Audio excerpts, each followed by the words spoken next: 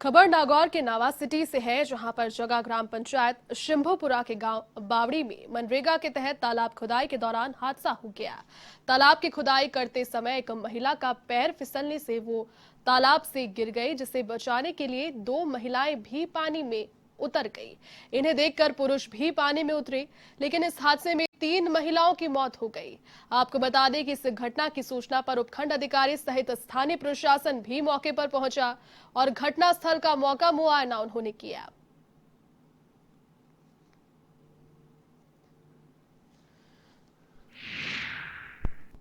कमरली नाटी खुदाई जो नरेगा का कार्य चल रहा था, वहाँ पे महिलाएं लगभग कार्य समाप्त होने के समय अपना एक महिला रजनी देवी जो अपना फावड़ा साफ कर रही थी, वो जैसे ही पानी के लगभग गई तो उसका पैर फिसलने से वो अंदर चली गई।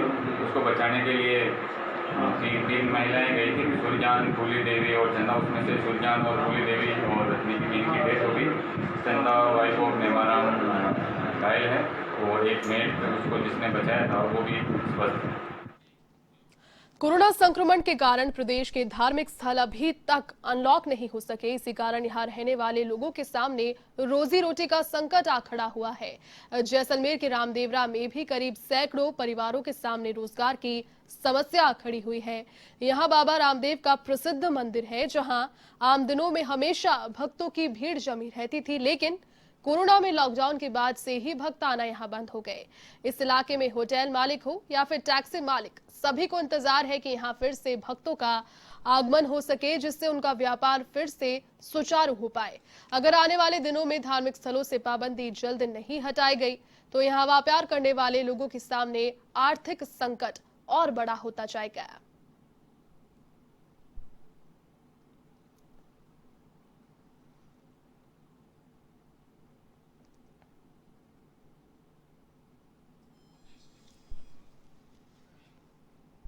भरतपुर के बयाना में लगातार कोरोना के मरीजों की संख्या बढ़ती जा रही है। बुधवार को फिर से 3 पॉजिटिव मरीज यहां पाए गए। कस्बे में कोरोना के मरीजों की संख्या का जो आंकड़ा है अब तक 250 से अधिक हो गया है। इसके अलावा 3 लोगों की मौत भी हो गई है। लगातार बढ़ते कोरोना मरीजों के बावजूद कस्बे में ना तो लोग सोशल डिस्टेंसिंग का पालन करते दिख रहे हैं और ना ही मास्क का उपयोग करते। प्रशासन भी लगातार बढ़ते हुए कोरोना मरीजों के कारण परेशान हो गया है।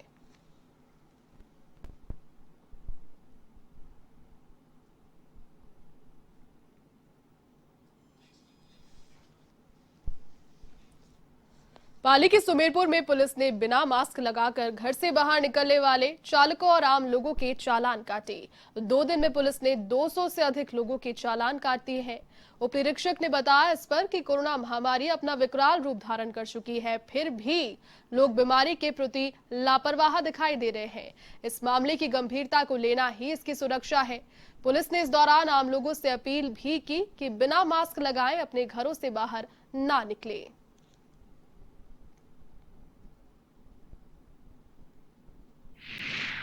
थाना सुमेरपुर हल्का क्षेत्र में कोविड-19 संक्रमण रोकथाम को लेकर के श्रीमान उच्च अधिकारियों के निर्देशानुसार मन उप निरीक्षक मय जाब्ता के कल 28 जुलाई को हमने 94 मास्क बिना मास्क के जो व्यक्ति मिले उनको सचेत करते हुए उनको जानकारी देते हुए चालान किए गए। आज भी इसी संदर्भ में हमने अभी तक 27 बिना मास्क वाले व्यक्तियों का चालान किया। नागौर के मेड़ता में भाजपा कार्यकर्ताओं ने क्षेत्र में हुए टिड्डी दल के नुकसान और किसानों के मुआवजे सहित विभिन्न मांगों को लेकर 2 ज्ञापन एसडीएम के.आर. चौहान को सौंपे, जिसमें एक ज्ञापन केंद्रीय आपदा और गृह मंत्री अमित शाह के नाम सौंपा गया। इसमें टिड्डी दल के खतरे को राष्ट्रीय आपदा मानते हुए किसानों का उपज का उचित मुआवजा देने की मांग की गई। तो वहीं दूसरा ज्ञापन मुख्यमंत्री के नाम यहां दिया गया, जिसमें प्रदेश के कृषि मंत्री और अधिकारियों से नुकसान का आकलन करवाकर मुआवजा देने की मांग की गई। साथ ही जिले में कृषि विभाग के रिक्त 140 पदों को भरने की भी मांग इस दौरान की गई।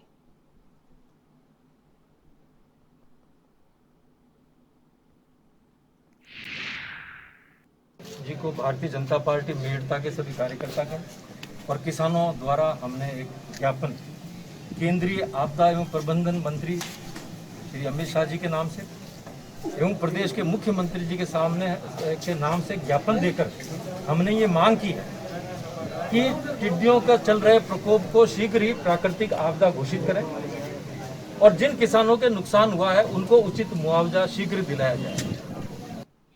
बूंदी जिले के किसानों को अब पानी के लिए परेशान नहीं होना पड़ेगा।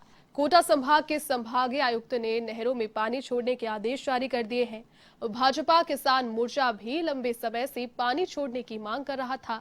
इस मुद्दे को लेकर भाजपा किसान मोर्चा ने आंदोलन की भी चेतावनी दे रखी थी। जी हां, लेकिन पानी छोड़ने के आदेश के बाद आंदोलन को स्थगित कर दिया गया है।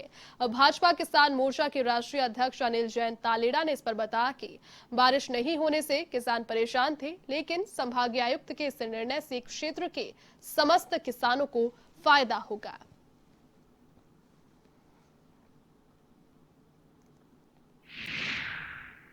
2 महीने से बारिश के मौसम में भी पूरे राजस्थान में बारिश को लेकर हाहाकार मचा है।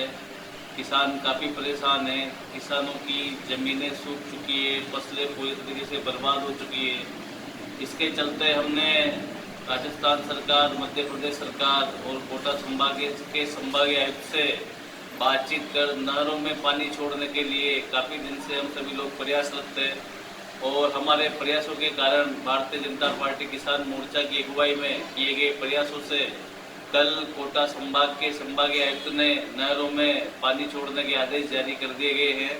कल से ही दाई नहर और बाही नहर दोनों नहरों में पानी छोड़ा जा चुका है, जिससे किसानों की फसलों को राहत मिलेगी। अब खबर बाड़मेर के गुडामालानी क्षेत्र से है, जहां पर आरजीटी गैस टर्मिनल कार्यालय में श्रमिकों की ओर से तोड़फोड़ पर पुलिस और पथराव का मामला उन पर सामने आया। गौरतलब है कि गुडामालानी में गैस टर्मिनल में कार्य कर रहे बिहार निवासी श्रमिक की 3 दिन पहले पाइपलाइन फटने से मौत हो गई। इसके बाद कंपनी ने मृतक के परिजनों को 15 लाख रुपए का मुआवजा देने की बात कही। इसी बीच कंपनी की ओर से वादा खिलाफी की अफवाह भी फैल गई, जिससे आक्रोशित श्रमिकों ने कंपनी कार्यालय में तोड़फोड़ कर दी, साथ ही पुलिस पर भी पथराव कर दिया। तो वहीं इस मामले की सूचना पाकर पुलिस मौके पर पहुंची और कानूनी कार्रवाई शुरू कर दी।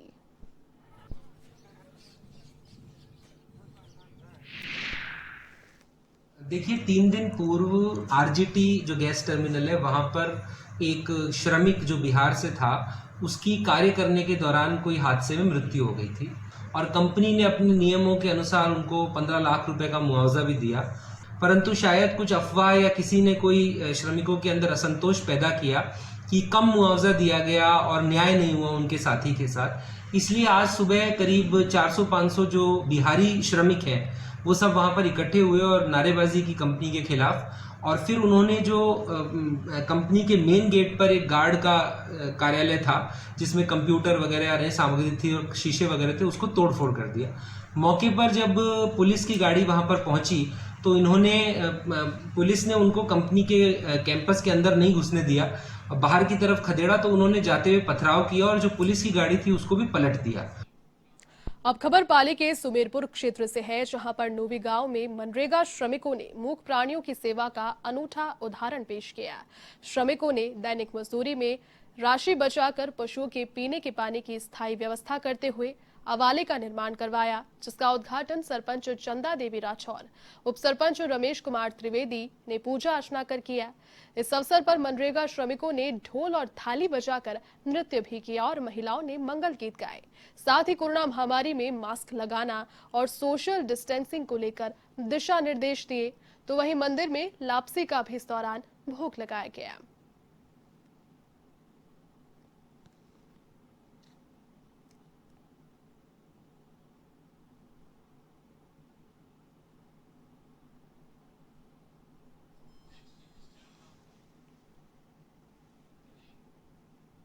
पाली के खिंवाड़ा में ग्रामीणों ने अच्छी बरसात की कामना को लेकर खेड़ा देवी माताजी मंदिर परिसर में पूजा अर्चना की। इस दौरान ग्रामीणों ने पूरे गांव में ढोल नगाड़े के साथ प्रभात फेरी निकाली, जिसमें सरपंच सहित सैकड़ों ग्रामवासियों ने हिस्सा लिया।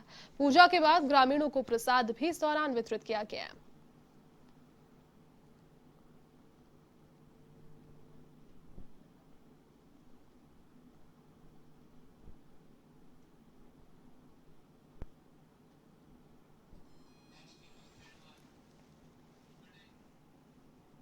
अब खबर श्री गंगानगर के सूरतगढ़ से है, जहां पर कंवरसेन लिफ्ट नहर परियोजना के किसान सिंचाई का पानी पूरा नहीं मिलने से परेशान हैं। ऐसे में किसानों ने पूर्व विधायक राजेंद्र सिंह भादु के नेतृत्व में बीरदवाल हेड पर अनिश्चितकालीन धरना देकर सिंचाई विभाग के अधिकारियों की नींद से उन्हें जगाने के लिए संघर्ष का बिगुल बजा दिया। पूर्व विधायक ने कहा कि अधिकारियों की अनदेखी के कारण कंवरसेन लिफ्ट नहर परियोजना के किसानों को रेगुलेशन के हिसाब से पूरा पानी मिलना चाहिए और इस पर ठोस कार्रवाई नहीं होती है तो जो आंदोलन है वो लगातार जारी रहेगा। इस दौरान पूर्व विधायक ने चेतावनी देते हुए कहा कि गुरुवार को बीरदवाल हेड की तरफ कूच करने का काम किया जाएगा। हालांकि सुरक्षा व्यवस्था बनाए रखने के लिए पुलिस उप अधीक्षक ने भारी संख्या में पुलिस बल तैनात किया है।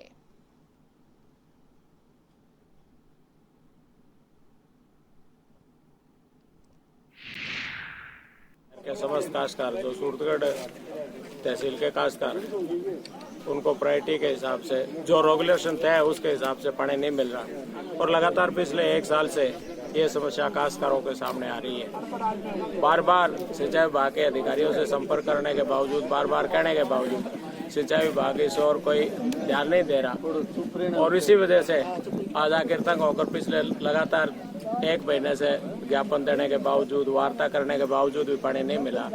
तो आज ये सांकेतिक धरने के रूप में आज हमने बीरदवाल हेड के नजदीक ही बैठे हैं ताकि हमें पानी मिल सके, सिंचाई का पानी हमें पूरा प्रायोरिटी के हिसाब से मिल सके।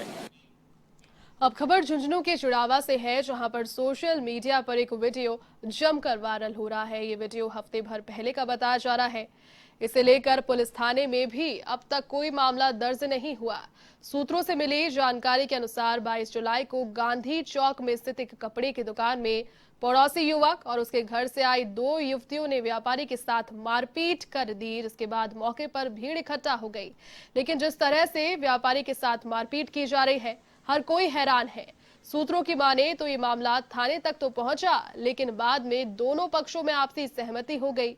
लेकिन इस तरह दिन दहाड़े दुकान में घुसकर मारपीट की घटना के इस वीडियो ने सभी को चौंका कर रख दिया। हालांकि इस वीडियो की एवन टीवी पुष्टि नहीं करता।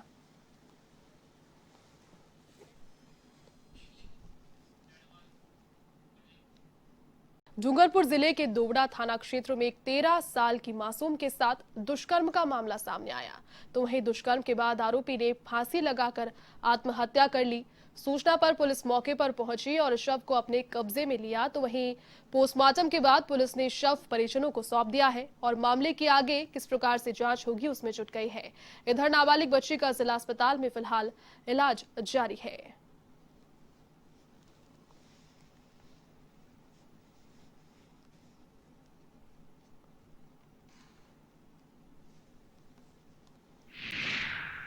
अभी आज सुबह सूचना मिली थी कि दोवड़ा थाना के एरिया में कोई 13 साल की बच्ची के साथ में रात को दुष्कर्म हुआ है। कोई पड़ोस का ही बताते हैं दुष्कर्म करने वाला भी।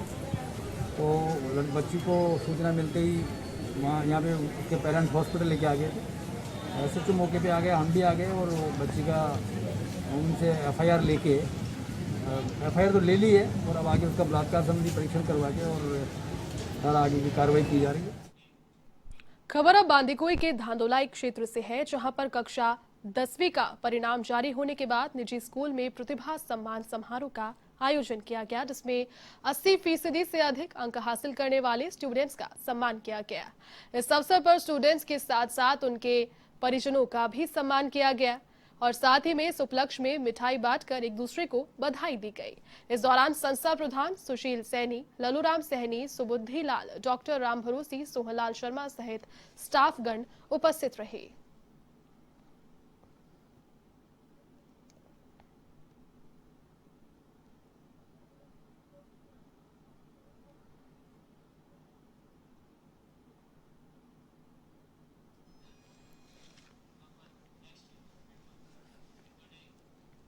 अब खबर जालौर के आहोर से है, जहां पर आदिवासी मीणा समाज ने 9 अगस्त को विश्व आदिवासी दिवस पर राजकीय अवकाश रखने की मांग को लेकर मुख्यमंत्री के नाम तहसीलदार प्रदीप मालवीय को एक ज्ञापन सौंपा है।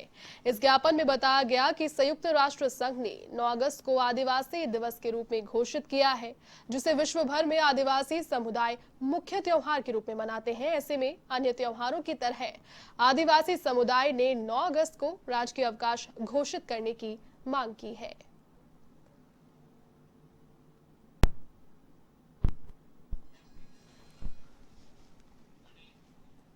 खबर श्री गंगानगर के घटसाना से है, जहां पर एक युवक के साथ 3 सप्ताह पहले हुई मारपीट की घटना से सर्व समाज के लोगों में आक्रोश व्याप्त है। ऐसे में स्थानीय लोग डोर टू डोर जाकर लोगों से जनसंपर्क कर 1 अगस्त को पुलिस थाने के सामने उग्र आंदोलन में शामिल होने की अपील अब कर रहे हैं। तो वहीं इससे पूर्व भी आरोपियों की गिरफ्तारी की मांग को लेकर सर्व समाज के लोगों ने घटसाना थाने के सामने प्रदर्शन किया, लेकिन आरोपियों की गिरफ्तारी न होने पर लोगों में आक्रोश का माहौल है।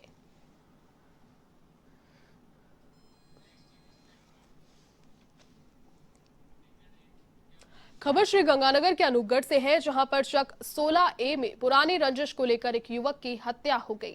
मिली जानकारी के अनुसार 2.5 साल पहले युवक का अपने पड़ोसियों से रास्ते का विवाद हुआ, जिसके बाद आरोपियों ने मौका देकर रॉड से युवक की हत्या कर दी। तो वहीं हत्या की वारदात पास में लगे सीसीटीवी कैमरे में कैद हो गई।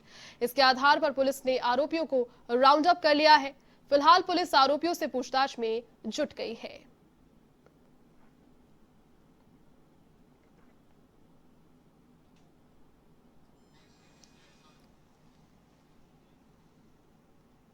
खबर अब राजसमंद के नाथुद्वारा से है, जहां पर राबचा गांव में तेज रफ्तार डंपर ने एक युवक को टक्कर मार दी, जिससे उसकी दर्दनाक मौत हो गई। जानकारी के अनुसार नगर के गुजरपुरा निवासी गोविंद सनाधिया नौकरी से घर लौट रहा था, तभी तेज रफ्तार डंपर की चपेट में वो आ गया। तो वहीं मामले की सूचना पाकर पुलिस भी मौके पर पहुंची और पोस्टमार्टम के बाद शव परिजनों को सौंप दिया है।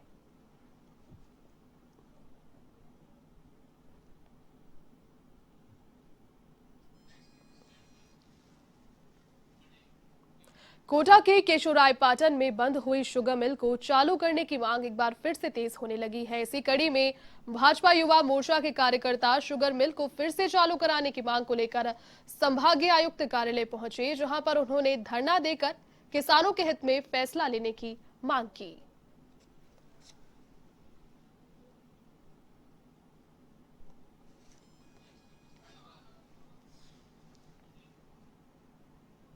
टोंक के देवली में संभागीय आयुक्त आरुषि मलिक ने नगरपालिका सभागार में जिला कलेक्टर गौरव अग्रवाल की मौजूदगी में अधिकारियों की बैठक ली। बैठक में संभागीय आयुक्त मलिक ने देवली में बढ़ रहे कोरोना के मामलों की समीक्षा की, साथ ही चिकित्सा विभाग को आवश्यक दिशा निर्देश भी दिए। इस दौरान संभागीय आयुक्त ने मनरेगा में अटके हुए भुगतान को जल्द कराने के भी निर्देश दिए। इस बैठक में उपखंड अधिकारी भारत भूषण, अधिशासी अधिकारी सुरेश मीणा समेत कई अधिकारी उपस्थित रहे।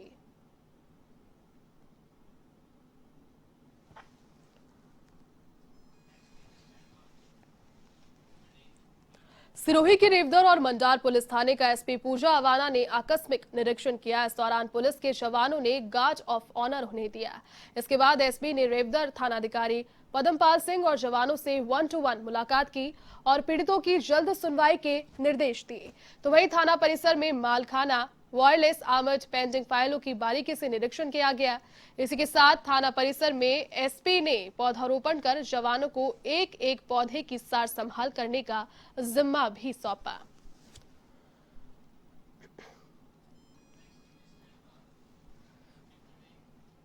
अब खबर दौसा के बांदीकुई से है, जहां पर गांव कंवरपुरा में फालना की ढानी जाने वाले रास्ते में प्रशासन ने अतिक्रमण हटवाया था, लेकिन जब ठेकेदार सीसी रोड निर्माण के लिए पहुंचा तो स्थानीय लोगों ने कार्य करने से उसे रोक दिया। इसकी सूचना पर बसवा तहसीलदार पुलिस के साथ मौके पर पहुंचे और रास्ते का सीमा ज्ञान कराकर काम में रुकावट पैदा कर रहे लोगों से समझाइश कर निर्माण कार्य फिर से शुरू किया गया।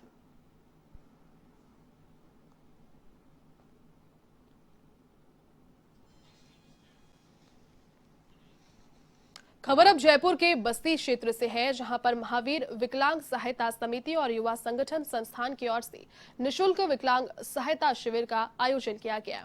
संस्थान सचिव रामदयाल सेन ने इस पर बताया कि कस्तूरबा आवासीय बालिका स्कूल कल्याणपुरा में आयोजित शिविर में 48 दिव्यांगजनों को निशुल्क ट्राईसाइकिल, 3 को व्हीलचेयर और 3 लोगों को बैशाखी वितरित की गई। इस दौरान एसडीएम रामकुमार वर्मा, मुख्य ब्लॉक शिक्षा अधिकारी दामोदर प्रसाद तिवारी, श्रीराम, डॉक्टर अनिल पारिक भी उपस्थित रहे।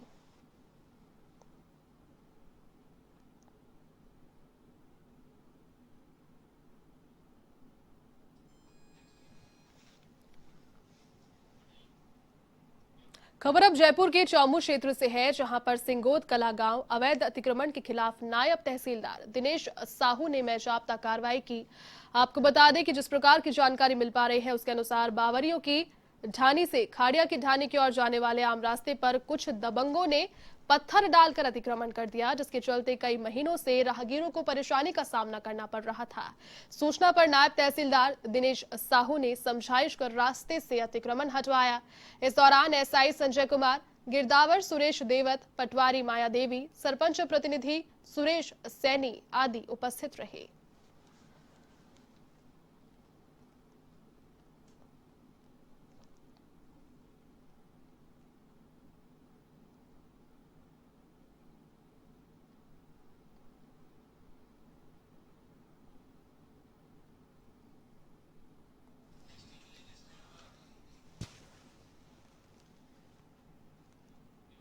अब खबर पाली के सुमेरपुर से है, जहां 10वीं और 12वीं बोर्ड परीक्षा परिणाम में अच्छे अंक लाने वाले छात्र छात्राओं का स्वागत समारोह आयोजित किया गया। 9वीं के राजकीय उच्च माध्यमिक विद्यालय में कार्यक्रम का आयोजन हुआ, जिसकी अध्यक्षता सरपंच चंदा देवी राठौर और प्रधानाचार्य धनाराम सोलंकी ने की। इस मौके पर उत्कृष्ट प्रदर्शन करने वाले छात्र छात्राओं को सम्मानित किया गया और उनके उज्जवल भविष्य की कामना की गई।